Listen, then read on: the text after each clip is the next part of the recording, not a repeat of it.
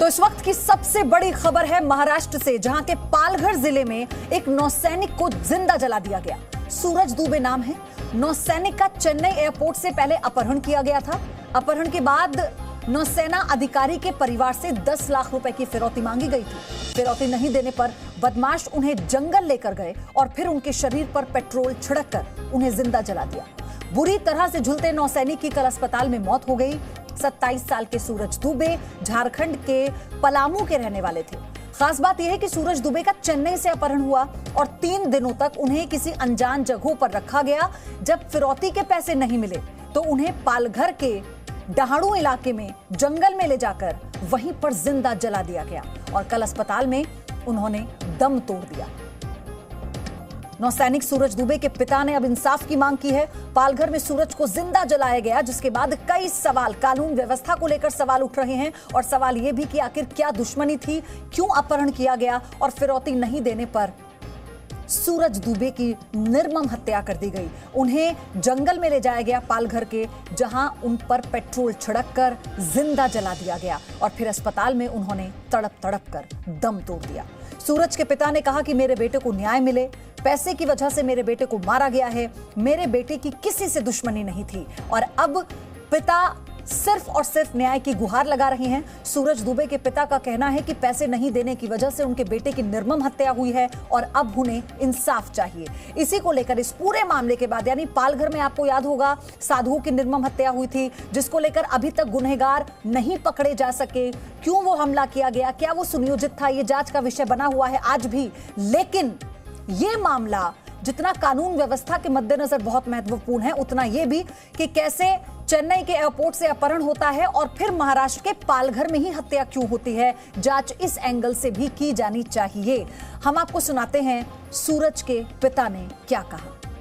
मेरे बेटे को न्याय दिया जाए, वो देश की सेवा के लिए मर मिटा। क्या लगता है किस वजह से उनकी हत्या? वो बयान दे के मरा है कि मुझे अपहरण करके 3 दिन चेन्नई में रखा है। वो यहाँ पर चेन्नई में से यहाँ पालघर में लाके जंगल में जला दिया गया उसको।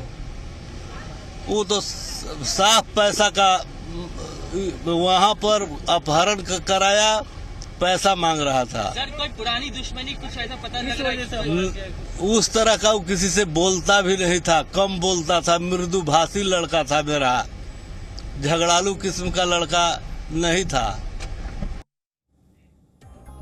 तो आप सोचिए कि सूरज दुबे के पिता ने साफ तौर पर यह कहा। एक पिता का दर्द आप सुन रहे थे, एक पिता के गम को आपने महसूस किया होगा, उनकी आंखों से निकलते आंसुओं को आपने देखा होगा और सिर्फ एक सवाल और यही आस कि अब उनका बेटा तो नहीं रहा, लेकिन जल्द से जल्द उनके गुनहगारों को सलाखों के पीछे पहुंचाया जाए। राजीव रंजन मुंबई से मेरे साथ जुड़े हैं। राजीव, सबसे पहले मुझे अपडेट बताइए, दर्शकों को अपडेट बताइए, इस मामले की जांच शुरू हो चुकी है और अगर हो चुकी है तो कहां तक पहुंची?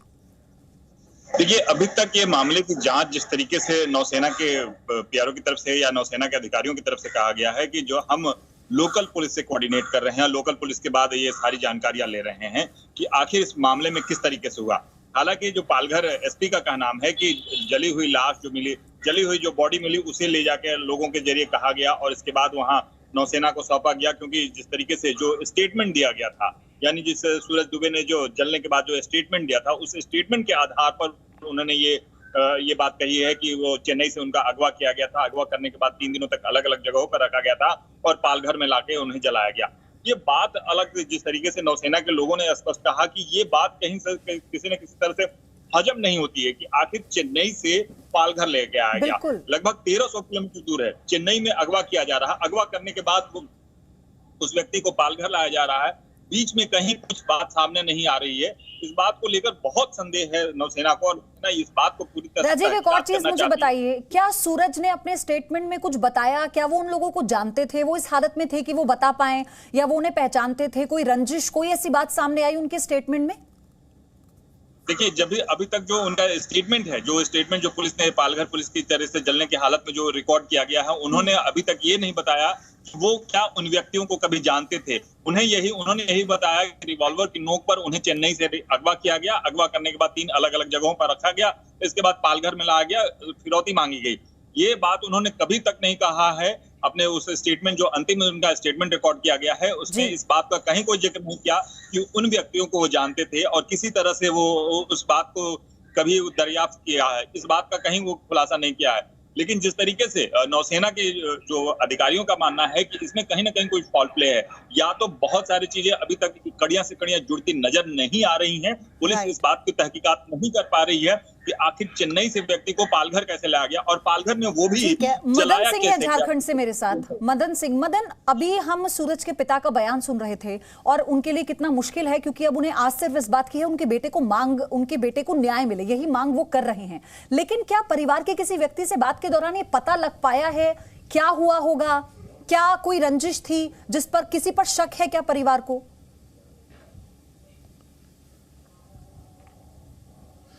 जी बिल्कुल, देखिए अभी तक फिलहाल जो परिवार के लोगों से बातचीत हुई है या जो जानकारी मिली है उसमें ऐसी कोई भी बात सामने नहीं आ रही है कि जिससे रंजिश से इस मामले को जोड़ा जा सके। अगर परिवार के लोग की माने तो अगर रंजिश होता तो 1 महीने वो छुट्टी बिताकर यहाँ से वो लौटे हैं तो यहीं पर कुछ न कुछ ऐसे घटना होती तो फिर माना जा सकता था कि आपसी रंजिश या गाँव के या आसपास के जो लोग हैं वो उनसे उनका रहा होगा। लेकिन 1 महीने की छुट्टी बिताने के बाद वो 30 जनवरी को जब वो वापस लौटते हैं तब फिर चेन्नई के से एयरपोर्ट से जो है उनको अगवा किया जाता है और फिर पालघर से जो है महाराष्ट्र के पालघर से उनका अधजला शरीर बरामद होता है। तो ये बहुत चौंकाने वाली बात है। पूरे झारखंड में शोक फैला हुआ है और परिवार की बात करें तो सभी लोग हैरान हैं कि आखिर एक होनहार जो वीरवान लड़का था, 27 वर्ष का जो नौसेना का जवान था, ऑफिसर था, उनका इस हालत में मौत बहुत ही दुखदाई है। हालांकि अब इसको लेकर के सियासत भी पूरे झारखंड में शुरू हो चुकी है। जिनकी इतनी निर्मम हत्या कर दी गई और अभी तक कोई क्लू ऐसा मिला नहीं है। हम आगे बढ़े, मेरे साथ 2 मेहमान हैं। बीजेपी से राम कदम जुड़ चुके हैं, संजय गुप्ता हैं, शिवसेना से मैं उनके पास जाऊं, लेकिन आपको सूरज दुबे के रिश्तेदार ने क्या कहा वो सुनाते हैं। प्रशासन और सेना का लापरवाही हम इसमें कहेंगे कि 4 दिन से 5 दिन से लड़का 1 सप्ताह से गायब है और किसी तरह के कोई खोजबीन ही नहीं हुआ। 1 दिन होता है, दूसरे दिन दूसरे तरह का खबर मिलता है। अगर प्रशासन चाहती तो उस लड़का को कुछ भी नहीं होता। बीजेपी से राम कदम मेरे साथ है। राम कदम जी, पालघर का नाम सुनते हैं तो संतों की निर्मम हत्या जहन में अपने आप आ जाती है। अब हमारे नौसैनिक की हत्या इतनी निर्मम तरीके से वहां की गई। देखिए, अगर याद होगा तो गत 10 महीने पूर्व उसी पालघर के भूमि पर साधु संतों को निर्ममता से, बर्बरता से पीट पीट कर मारा गया था और उस पल से लेकर अब तक समूचा देश का साधु और संत समाज महाराष्ट्र सरकार से न्याय की गुहार लगा रहा है कि यह मामला सीबीआई को सौंपा जाए, पर महाराष्ट्र की बहरी सरकार सुन नहीं रही है।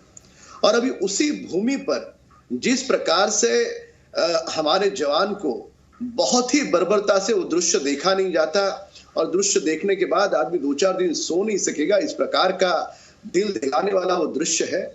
और इतनी बर्बरता से, निर्ममता से मारने का क्या कारण है? और बार बार इस महाराष्ट्र की भूमि में न संत सुरक्षित है, न जवान सुरक्षित है, न अधिकारी सुरक्षित है। इसके पूर्व भी आपने देखा कि अधिकारियों के साथ भी बहुत बुरी तरह से मारपीट हुई। कल शाम की आपको मैं मामला बता दूं, महाराष्ट्र के पंढरपुर में भाजपा कार्यकर्ता को घर में घुसकर शिवसेना के गुंडों ने उसको काला पोछा और उसको पुलिस के सामने निर्ममता से मारा। कहीं ना कहीं कानून और व्यवस्था की धज्जियां उड़ चुकी है। इस कारण शिवसेना के गुंडे जवान क्या हो रहा है महाराष्ट्र में? क्या हो रहा है? नियंत्रण नहीं है बदमाशों पर। इस तरह की अगर दुर्घटना में घट जाती है तो जिस तरह से आहत राम कदम किया या कोई देश की दूसरी पॉलिटिकल पार्टी है, उस तरह से महाराष्ट्र सरकार भी इसी तरह से आहत है और हर कोई बात से आहत है कि जिस तरह की दुर्घटना घटी है, नहीं घटनी चाहिए थी। खुद एसपी शिंदे इस मामले को देख रहे हैं और बनने से पहले सूरज जी ने अपना बयान भी दिया है और बयान देने के बाद उस पर इन्वेस्टिगेशन भी हो रही है और जल्दी उन गुनाहगारों तक पहुंचा भी जाएगा। लेकिन उससे पहले ही राज शुरू कर देना, पालघर के मुद्दे को ले आना और किसी तरह के दूसरे मुद्दों को साथ में ले आना, राम कदम जी और बीजेपी जिस तरह से हर मामले पर राजनीति करने लग जाते हैं, ये ठीक नहीं है। सूरज कुमार दुबे जी हमारे देश के नौसेना के अधिकारी थे, उनकी मौत से सारा देश आहत है और जिस तरह से दुर्घटना उनके साथ घटी है उससे हर पॉलिटिकल पार्टी आहत है। सिर्फ ये अपने आप को आहत होना दिखाएं, ये ठीक नहीं है। कि इससे कोई महाराष्ट्र सरकार। संजय गुप्ता, दो बातें हैं। चेन्नई से अपहरण किया गया और हत्या हुई पालघर में। पहली बात तो ये गुत्थी अपने आप में इतनी उलझी हुई है कि इसे लेकर लगातार ये सवाल उठ रहे हैं कि कोई फॉल्स प्ले हो सकता है। जो नौसैनिक के साथ के जो वरिष्ठ अधिकारी थे उनका भी यही अंदेशा है, वो भी यही अंदेशा जता रहे हैं। दूसरी बात ये कि क्या अगर जरूरत पड़ी, आपने सूरज दुबे के पिता को सुना, तो आप सीबीआई जांच कराएंगे इस मामले में? देखिए, तो महाराष्ट्र सरकार देखिए, अगर कोई घटना महाराष्ट्र में घटी है, पालघर में घटी है, तो सबसे पहला फर्क तो स्टेट की गवर्नमेंट का बनता है कि वो ये बताते हैं कि दुर्घटना घटी कैसे, ऐसे कैसे पालघर में लेकर के आकर के दुर्घटना घटा दी। तो सबसे पहला फर्क तो महाराष्ट्र सरकार का ही बनता है। लेकिन उसके बाद ये जांच की बात मांगती जाएगी, नहीं संजय गुप्ता, देखिए मैं पालघर में साधुओं की हत्या को इससे बिल्कुल जोड़ना नहीं चाहती, लेकिन ये सवाल मैंने आपसे इसलिए पूछा कि अगर पुलिस जांच कर रही थी साधुओं की हत्या की, तो उसमें क्या निकला?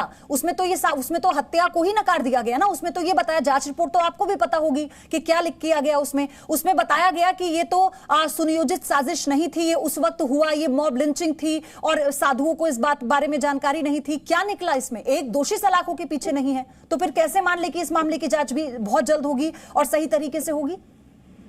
आप ये कहना चाहिए, बाकी सारी बातें एक दोषी भी उसके अंदर शराबों के पीछे नहीं है। शराबों के पीछे तो लोगों से ज्यादा अंदर थे। लेकिन ये बात भी फैक्ट है कि सुनियोजित पालघर के अंदर जो दुर्घटना घटी थी वो सुनियोजित नहीं थी। कोई ऐसा थोड़ी था कि दो साधु महाराष्ट्र के अंदर आ रहे थे और पालघर के लोग उसको मारने के लिए वहां बैठे हुए थे। वो एक आखिरी दुर्घटना थी जो घटी, जिसके लिए महाराष्ट्र पुलिस ने सबसे ज्यादा लोगों को गिरफ्तार किया था और खुद दुर्घटना है। संजय गुप्ता, आपकी आवाज में, आपके ऑडियो में थोड़ी दिक्कत है, लेकिन सवाल यहाँ पर यही है। देखिए, सवाल यही है कि एक नौसैनिक जो शायद अपने घर आ रहा था किसी काम से, छुट्टियां लेकर, 27 साल के सूरज दुबे की इतनी निर्मम हत्या हो जाती है। चेन्नई एयरपोर्ट से अपहरण होता है और 3 दिन तक न जाने कहां कहां वो अपहरणकर्ता उन्हें लेकर जाते हैं, घुमाते रहते हैं और फिरौती ना मिलने पर पेट्रोल छिड़ककर जिंदा जला दिया गया। ये सवाल पूरा देश पूछ रहा है कि क्या कानून व्यवस्था यही रह गई है महाराष्ट्र में? यह सवाल पूरा देश पूछ रहा है कि सूरज दुबे को इंसाफ कब मिलेगा, उनके पिता की मांग कब पूरी होगी। Presenting B News app available on Google Play and App Store. Download it now.